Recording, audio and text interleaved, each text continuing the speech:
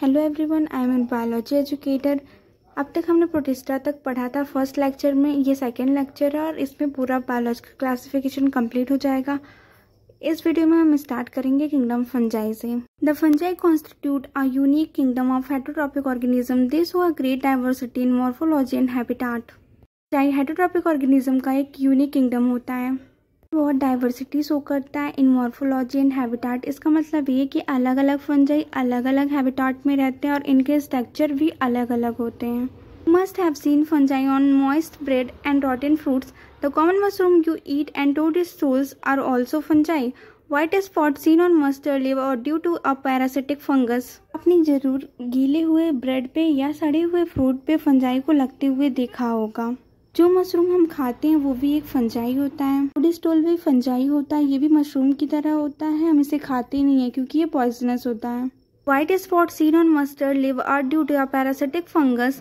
Some unicellular fungi example is are used to make bread and ware. Mustard plant के leave पे जो हम white spot देखते हैं वो भी एक पैरासिटिक फंगस की वजह से होता है। सारे फंजाई मल्टीसेलुलर होते हैं एक्सेप्ट ईस्ट। ईस्ट एक ऐसा फंजाई है जो कि यूनिसेलुलर होता है और ये ब्रेड और बियर बनाने में यूज होता है। Other fungi causes diseases in plant and animal. Wheat rust causing puccinia as an important example. Some are the source of antibiotics example penicillium. दूसरे फंजाई प्लांट्स और एनिमल पे डिजीज कॉज करते हैं जैसे कि पक्सीनिया। पक्सीनिया वीट के plant पे wheat rust cause करता है। फंजाई ऐसे हैं जो कि एंटीबायोटिक्स की तरह काम करते हैं like penicillium. Fungi are cosmopolitan and occur in air, water, soil, on animals and plants. They prefer to grow in warm and humid places. Fungi cosmopolitan होता है, इसका मतलब ये कि फंजाई हर जगह होते हैं, वाटर में, एयर में, सॉइल में, एनिमल में, प्लांट सब पे होता है। और तो और फंजाई के लिए सुइटेबल कंडीशन है ग्रो होने के लिए कि गर्म प्लेस होना चाहिए और थोड़ा मॉइस्चर होना चाहिए। Means warm and humid. Have you ever wondered why we keep food in refrigerator? Yes, It is to prevent food from going bad due to bacterial or fungal infection. हम लोग food को bacterial या fungal infection से protect करने के लिए freeze में रखते हैं। The exception of fish which are unicellular fungi are filamentous. These bodies consist of long cylinder thread-like structures called hyphae. The network of hyphae is known as mycelium. इसको छोड़ के बाकी सब फंजाई फिलामेंटस होते हैं। फंजाई का body thread like structure से बना होता है, जैसे कि एक धागा पतला सा होता है, लंबा सा होता है, वैसे ही फंजाई का बॉडी भी थ्रेड लाइक स्ट्रक्चर से बना होता है। कई सारे हाइफी जब आपस में नेटवर्क लाइक जाल लाइक स्ट्रक्चर बना लेते हैं उसी को माइसीलियम कहते हैं। जैसे कि धागा आपस में उलझ जाता है, एक नेटवर्क बन जाता है, अब उसी तरह फंजाई भी उलझ जाता है और उसको माइसीलियम कहते हैं। Some hyphae or continuous tube filled with multinucleated cytoplasm, these are called sinusitic hyphae. Other have septa or cross wall in their hyphae. Hyphae ऐसे हैं जिनके पास मल्टीन्यूक्लियर कंडीशन प्रेजेंट होता है। इसका मतलब ये कि दो न्यूक्लियस के बीच में कोई वॉल या सेप्टा नहीं प्रेजेंट है, मतलब एक न्यूक्लियस के पास दूसरा न्यूक्लियस है, तो इस कंडीशन को मल्टीन्यूक्लियर कंडीशन बोलते हैं और मल्टीन्यूक्लियर कंडीशन को सिनोसिटिक बोलते हैं। तो हम इसको बोल सकते हैं कि सिनोसिटिक हाइफी है। कुछ हाइफी ऐसे होते हैं जिनके पास सेप्टा या फिर क्रॉस वॉल प्रेजेंट होता है, उनके न्यूक्लियस के बीच में, मतलब एक न्यूक्लियस है, फिर सेप्टा प्रेजेंट है, फिर न्यूक्लियस है। मतलब ये कि सारे न्यूक्लियस अलग अलग हैं, एक पास नहीं है। The cell wall of fungi are composed of chitin and polysaccharide. जो फंजाई का सेल वॉल होता है वो काइटिन और पॉलीसेकेराइड से बना होता है। Most fungi are heterotrophic and absorb soluble organic matter from dead substrate and hence are called saprophytes. Those that depend on living plant and animal are called parasites. They can also live as symbionts in association with algae as lichens and with roots of higher plant as mycorrhiza. सारे के सारे fungi heterotrophic होते हैं और जो dead substrate से soluble organic matter को absorb कर लेते हैं उसको सैप्रोफाइट्स बोलते हैं। कुछ तो ऐसे हैं जो प्लांट और एनिमल पे डिपेंड होते हैं, उसको पैरासाइट बोलते हैं। जो फंजाई है वो सिम्बियोटिक एसोसिएशन में रहते हैं, जैसे एल्गी और फंजाई, इस एसोसिएशन को हम लोग लाइकेन बोलते हैं। इस तरह जब फंजाई और रूट्स ऑफ हायर प्लांट साथ में एसोसिएशन बनाते हैं तो उसको माइकोराइजा बोलते हैं। Fungi can take place by vegetative means fragmentation, fusion, budding. Asexual reproduction by spores. Fungi में वेजिटेटिव रिप्रोडक्शन 3 तरीके से होता है, फ्रेगमेंटेशन से, फिजन से एंड बडिंग से। एसेक्सुअल रिप्रोडक्शन अलग अलग टाइप ऑफ स्पोर से होता है। एसेक्सुअल रिप्रोडक्शन कोनिडिया से होता है या फिर स्पोरेंजियोस्पोर और जूस्पोर से होता है। And sexual reproduction is by oospore, ascospore and basidiospores। Sexual reproduction बी स्पोर से होता है, जैसे कि ओ स्पोर से, एस्को स्पोर से और बेसिडी स्पोर से हो सकता है। Various spores are produced in distinct structure called floating bodies. The sexual cycle involve the following 3 steps. Spore हैं ये फ्लोटिंग बॉडीज के अंदर बनते हैं। अब जो सेक्सुअल साइकिल है उसके 3 स्टेप होते हैं। पहला प्लाज्मोगैमी, दूसरा कैरियोगैमी एंड तीसरा meiosis. Fusion of protoplasm between 2 motile or non-motile gametes are called plasmogamy. Fusion of 2 nuclei are called karyogamy. Meiosis and zygote resulting in haploid spores. जो अलग अलग फंजाई आएंगे और उनके प्रोटोप्लाज्म का फ्यूज़न होगा, इसको कहते हैं प्लाज्मोगैमी। उसके बाद उनका न्यूक्लियस का फ्यूज़न होगा, उसको कहते हैं कैरियोगैमी। फिर जाइगोट बनेगा और जाइगोट बनने के बाद उसमें मियोसिस होगा और हैप्लॉइड स्पोर प्रोड्यूस होगा। इनमें हम लोग से ठीक उल्टा है। हम लोग में क्या होता है, पहले मियोसिस होता है फिर जाइगोट बनता है। इनमें क्या है, पहले जाइगोट बनता है फिर मियोसिस होता है। When a fungus reproduces sexually, 2 haploid hyphae of compatible mating type come together and fuse. In some fungi, the fusion of 2 haploid cells immediately result in diploid cell 2n. जब fungi sexual reproduction करता है तब 2 haploid hyphae आते हैं और fuse करते हैं, उसके बाद जाइगोट बनता है। However, in other fungi, Ascomycetes and Basidiomycetes, an intervening dikaryotic stage n+n, that is 2 nuclei per cell, occur. Such a condition is called dikaryon and this phase is called dikaryophase. दूसरे fungi जैसे कि ascomycetes और basidiomycetes में एक interval आता है। इसमें क्या होता है कि प्लाज्मोगैमी के बाद कैरियोगैमी तुरंत नहीं होता है, मतलब कि एक सेल में 2 न्यूक्लियस हो गए। कंडीशन को डाइकैरियन बोलते हैं। Dikaryon means di means 2 and karyon means nucleus, और इस फेज को डाइकैरियन फेज बोलते हैं, मतलब 2 न्यूक्लियस वाला phase. Later, the parental nuclei fuse and the cell become diploid. The fungi form floating bodies in which reduction division occur, leading to formation of haploid spores. उसके बाद parental nuclei fuse करता है और cell diploid बन जाता है। अब floating bodies बनती है। अब इस फ्लोटिंग बॉडी में रिडक्शनल डिवीजन मतलब कि मियोसिस होता है, जिससे कि हैप्लॉइड स्पोर बनता है। The morphology of mycelium, mode of spore formation and floating bodies form the basis of division of kingdom into various classes. Kingdom fungi को अलग अलग क्लास में डिवाइड किया गया on the basis of mode of spore formation, floating body and morphology of mycelium. इसको याद करना है। माइसीलियम का स्ट्रक्चर कैसा है, वो किस टाइप का स्पोर बनाता है और उसके फ्लोटिंग बॉडी कैसी है, इस बेसिस पे फंजाई को कई क्लासेस में डिवाइड किया गया है। फंजाई को 4 क्लासेस में डिवाइड किया गया है: phycomycetes, ascomycetes, basidiomycetes and Deuteromycetes. Number of phycomycetes are found in aquatic habitats and on decaying wood in moist and damp places or as obligate parasite on plants. Phycomycetes के member aquatic habitat मतलब पानी में रह सकते हैं या गले हुए सड़े हुए वुड पे रह सकते हैं और डैम्प प्लेसेस पे, और तो और ये ऑब्लिगेट पैरासाइट होते हैं प्लांट्स पे। ऑब्लिगेट का मतलब है नेसेसरी कंडीशन, कि उसको वो चीज़ चाहिए तभी वो काम करेगा, तब उसको वो प्लांट चाहिए जिंदा रहने के लिए, सर्वाइव करने के लिए। Mycelium is aseptate and coenocytic. Septate और सिनोसिटिक तो हम पहले ही पढ़ चुके हैं, तो ये याद रखना है। सिर्फ फाइकोमाइसिटीज में ही माइसीलियम एसेप्टेट होता है और सिनोसिटिक होता है, मतलब 2 न्यूक्लियस के बीच में कोई वॉल प्रेजेंट नहीं होता है और मल्टी न्यूक्लियर कंडीशन होता है। बाकी सब में सेप्टेट प्रेजेंट होता है, तो वहाँ मल्टी न्यूक्लियर कंडीशन नहीं होता है। Asexual reproduction take place by zoospore motile or by aplanospore non-motile. These spores are endogenously produced in sporangium. इनमें एसेक्सुअल रिप्रोडक्शन 2 तरीके से हो सकता है, पहला जूस्पोर या फिर एप्लेनोस्पोर से। जूस्पोर जो होता है वो मोटाइल स्पोर होता है और एप्लेनोस्पोर नॉन मोटाइल, यही डिफरेंस है। बाकी जो दोनों का स्पोर है वो कवरिंग के अंदर बनता है। वही लिखा है कि इनका स्पोर जो होता है वो कवरिंग के अंदर बनता है। ऐसे एक होता है कोनिडिया। कोनिडिया जो होता है उसमें स्पोर एक्सोजीनियसली बनता है, मतलब बाहर की तरफ बनता है, यही डिफरेंस है। बट ये याद रखना है कि फाइकोमाइसिटीज में कोनिडिया नहीं होता है। Zygospore is formed by fusion of 2 gametes. These gametes are similar in morphology, isogamous, or dissimilar, anisogamous or oogamous. Some examples are Mucor, Rhizopus, the bread mold, Albuco, the parasitic fungi on mustard. इनमें sexual reproduction 3 तरीके से हो सकता है: isogamous, anisogamous और oogamous type. Isogamous, iso means same and gamos means gamete. इसमें क्या होता है, जो 2 फंजाई आके फ्यूज करते हैं उनका शेप और साइज बिल्कुल सेम होता है, मतलब हम दोनों में डिफरेंशिएट नहीं कर सकते हैं। एनाइसोगैमस में जो गैमेट फ्यूजन करते हैं उनका शेप और साइज डिफरेंट होता है। oogamous में भी शेप और साइज डिफरेंट होता है, लेकिन इसमें क्या होता है कि जो फीमेल होती है उसका साइज बड़ा होता है और वो नॉन मोटाइल होती है, और जो मेल होता है उसका साइज़ बहुत छोटा होता है और वो मोटाइल होता है। ट्रैकोमाइसीटीज़ के कुछ एग्जाम्पल हैं जो कि हमें याद करना है। पहला है म्यूकर, दूसरा है राइजोपस। राइजोपस का कॉमन नेम है द ब्रेड मोल्ड। और तीसरा है एल्ब्यूगो। एल्ब्यूगो जो है वो मस्टर्ड के प्लांट में पैरासाइट होता है। एस्कोमाइसीटीज़ commonly known as sac fungi. The ascomycetes are mostly multicellular, example Penicillium, or rarely unicellular, example Saccharomyces. They are saprophytic, decomposer, parasitic और caprophilous, growing on dung. एस्कोमाइसीटीज़ को हम लोग सैक फंजाई बोलते हैं क्योंकि एस्कोमाइसीटीज़ के जो सेक्सुअल स्पोर होते हैं वो कवरिंग के अंदर बनते हैं, मेन सैक के अंदर बनते हैं। इसके जो मोस्टली मेंबर होते हैं वो मल्टी सेलुलर होते हैं। सिर्फ ईस्ट जो है वो यूनिसेलुलर होता है। इसका साइंटिफिक नेम सैक्रोमाइसिस होता है। एस्कोमाइसीटीज़ के जो मेंबर हैं वो सैप्रोफिटिक होते हैं, मतलब डेड एंड डिकेइंग भी फीड करते हैं।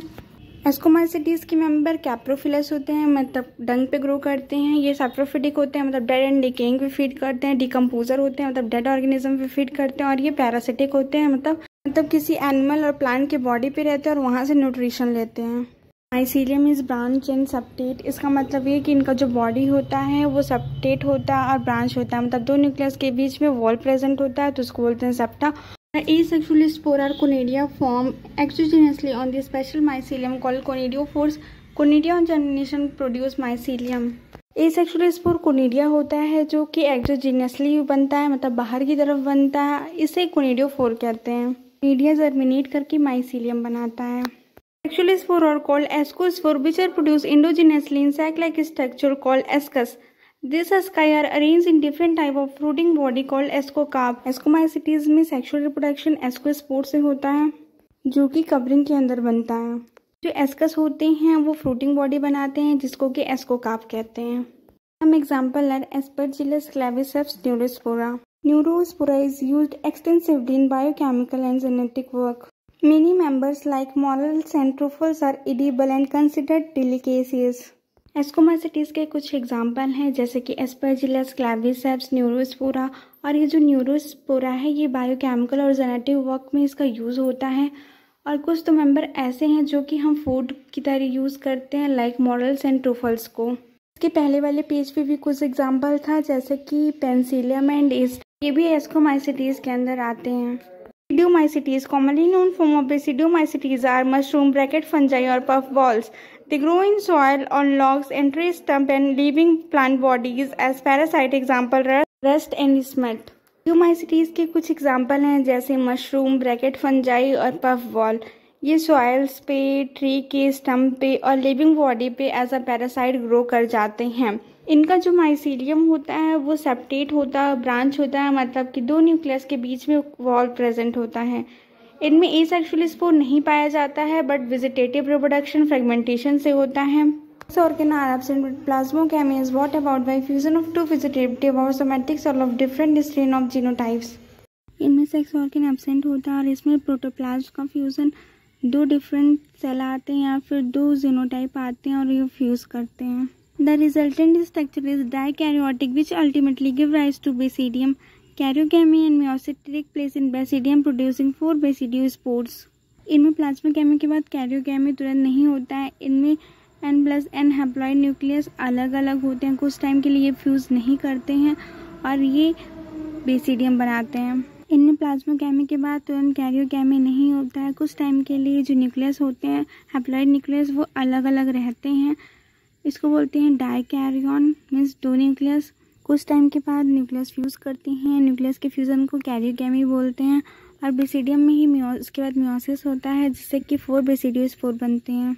Basidiospore are exogenously produce in basidium. The basidia are arranged in floating body called basidiocarp. Basidiospore sexual spore होता है जो कि कवरिंग के बाहर बनता है, मतलब ये एक्सोजेनियसली प्रोड्यूस होता है। और ये जो बेसिडिया है ये फ्लोटिंग बॉडी बनाते हैं जिसको कि बेसिडियोकार्प कहते हैं।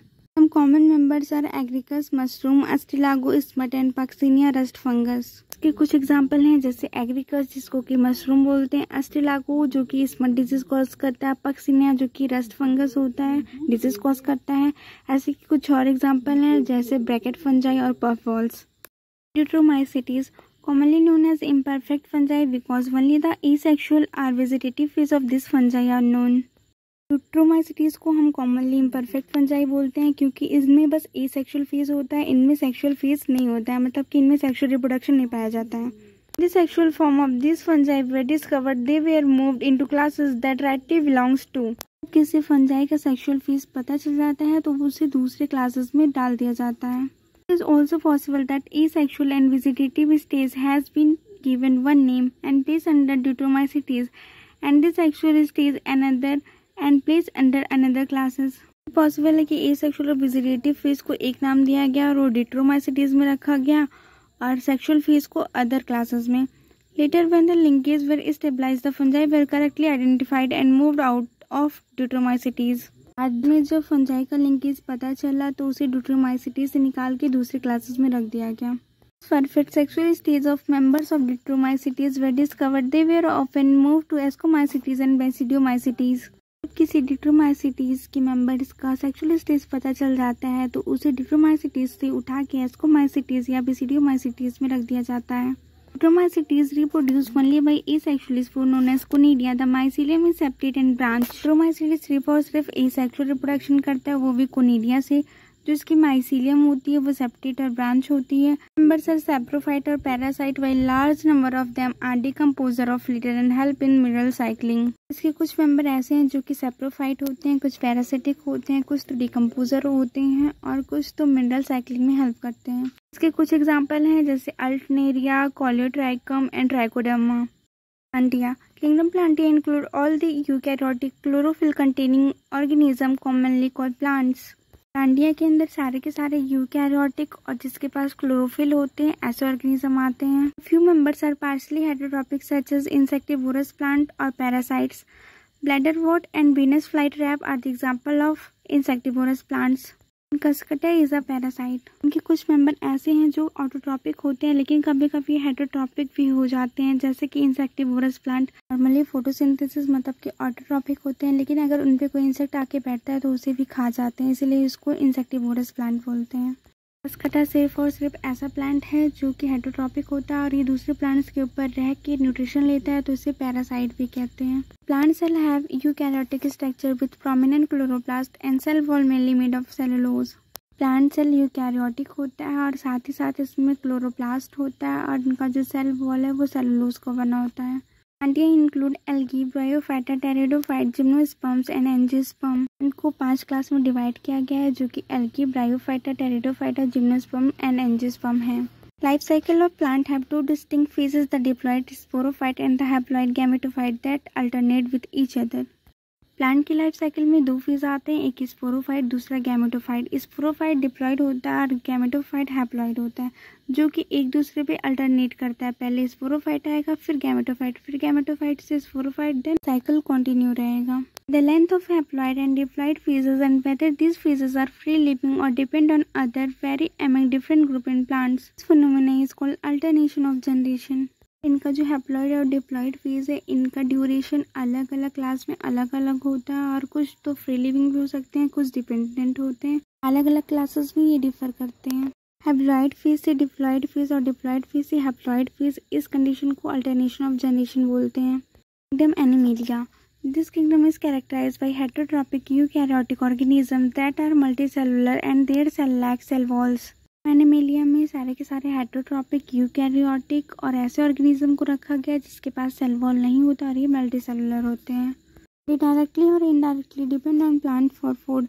They digest their food in an internal cavity and store food reserve as glycogen or fat। ये डायरेक्टली और इनडायरेक्टली प्लांट्स पे डिपेंड होते हैं अपने फूड्स के लिए। ये अपना फूड इंटरनल कैविटी में डाइजेस्ट करते हैं, मतलब कि इंटेस्टाइन में, and store food reserve as glycogen और फैट, और ये फूड स्टोरेज करते हैं ग्लाइकोजन और फैट के फॉर्म में।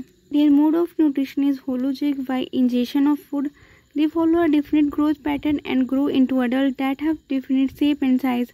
Higher forms show elaborate sensory and neuromuscular mechanism. Most of them are capable of locomotion।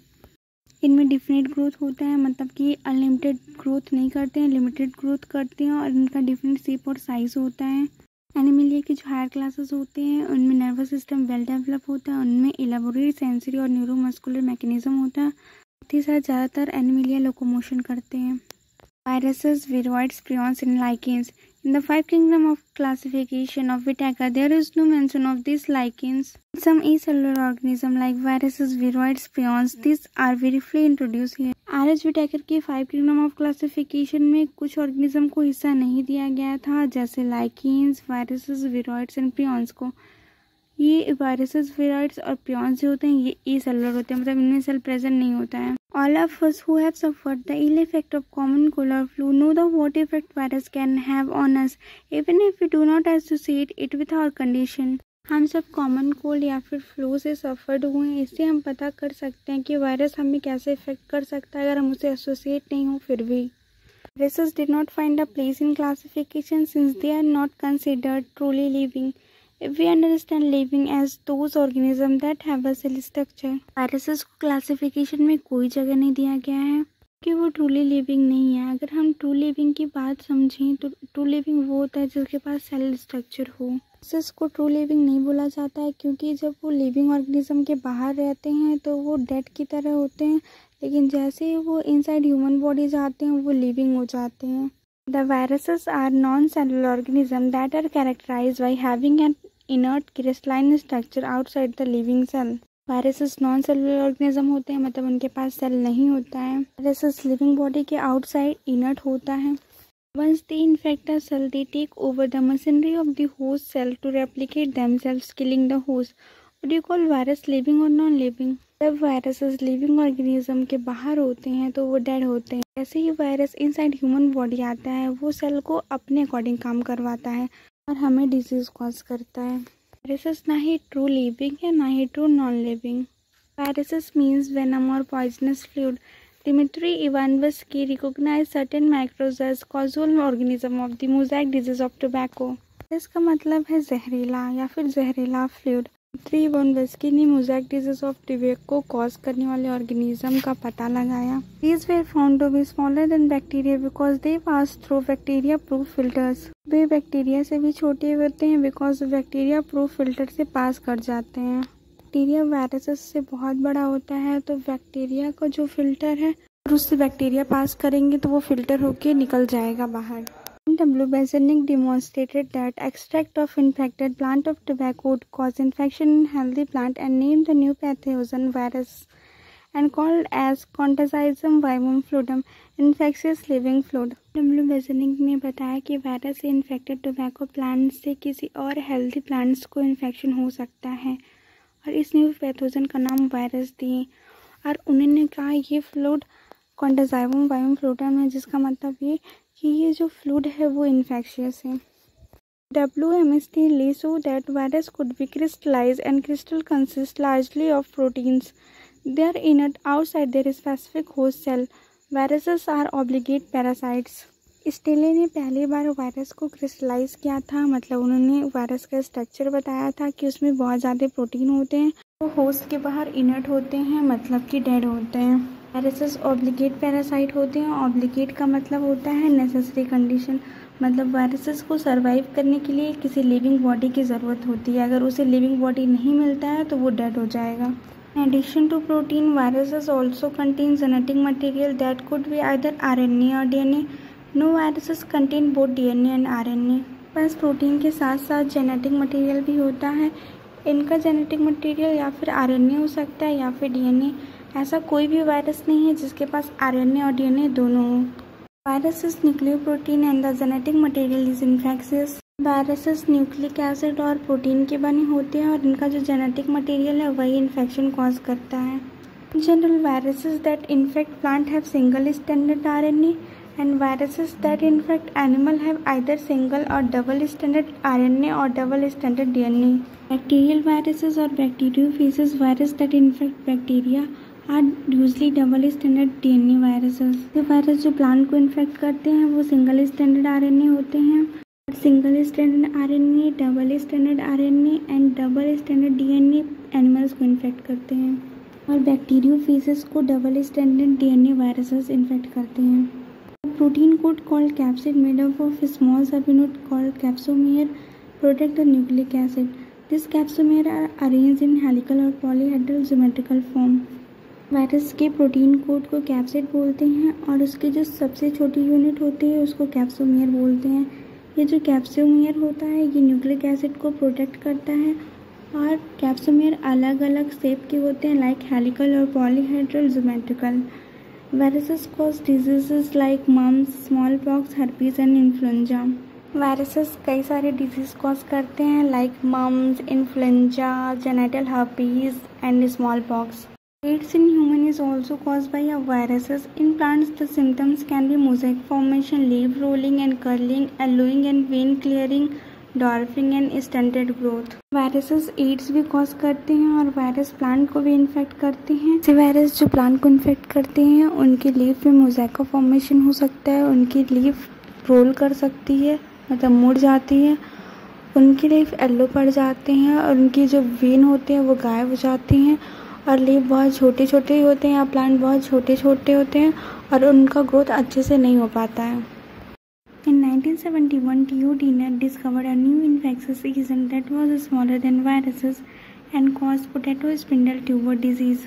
1971 में टियो डीनर ने एक नया इन्फेक्शियस एजेंट डिस्कवर किया जो कि वायरसेस से छोटा था और ये पोटैटो स्पिंडल डिजीज कॉज करता था। It was found to be a free RNA. It lacked the protein code that is found in viruses. ये वायरसेस की तरह नहीं थी, वायरसेस में जेनेटिक मटेरियल और प्रोटीन दोनों था लेकिन इनमें सिर्फ RNA था, फ्री RNA था इनमें। The RNA of viroids was low molecular weight. जो विरोइड्स को RNA होता है वायरस के कंपेयर में उसका मॉलिकुलर वेट बहुत कम होता है। Prions. In modern medicine, certain infectious neurological diseases were found to be transmitted by an agent consisting of abnormally folded protein. The agent was similar in size to viruses.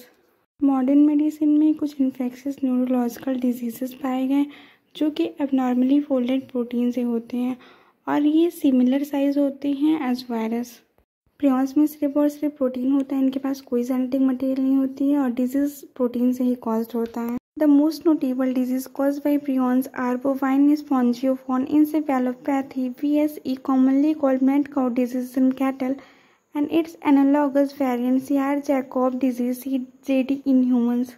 Prions cattle में भी disease cause करते हैं जो कि है mad cow disease. इसको bovine स्पॉन्जियोफॉर्म encephalopathy भी बोलते हैं और इसी तरह एक और डिजीज़ है जो ह्यूमंस में कॉज होता है, उसको बोलते हैं Creutzfeldt-Jakob disease. Lichens are symbiotic association that is mutually useful association between algae and fungi. The algal component is called as phycobiont and the fungal component is called mycobiont। Lichen algae और fungi का association होता है, यहाँ दोनों मिलके काम करते हैं। एल्गल कंपोनेंट को फाइकोबियॉन्ट कहते हैं और फंगल कंपोनेंट को माइकोबियॉन्ट कहते हैं, which are autotrophic and heterotrophic respectively. Algae prepare food for fungi and fungi provide shelter and absorbmental nutrition and water for its partner. Algal component autotrophic होता है and fungal component heterotrophic होता है। Algae food prepare करके fungi को देती है, fungi shelter, mineral और water देता है एल्गी को। So close is their association that if one saw a lichen in nature, one would never imagine that they had two different organisms within them. Lichens are very good pollution indicator. They do not grow in polluted areas. Lichen में algae और fungi का association बहुत close होता है। अगर हम कभी lichen को देखते हैं तो हम उसमें से कभी डिफ्रेंशिएट नहीं कर पाएंगे कि कौन सा एल्गी है कौन सा फंजाई है। लाइकिन पॉल्यूशन इंडिकेटर होता है क्योंकि वो पॉल्यूटेड एरियाज पे ग्रो नहीं करता है। Thanks for watching. Please like, subscribe and share my channel.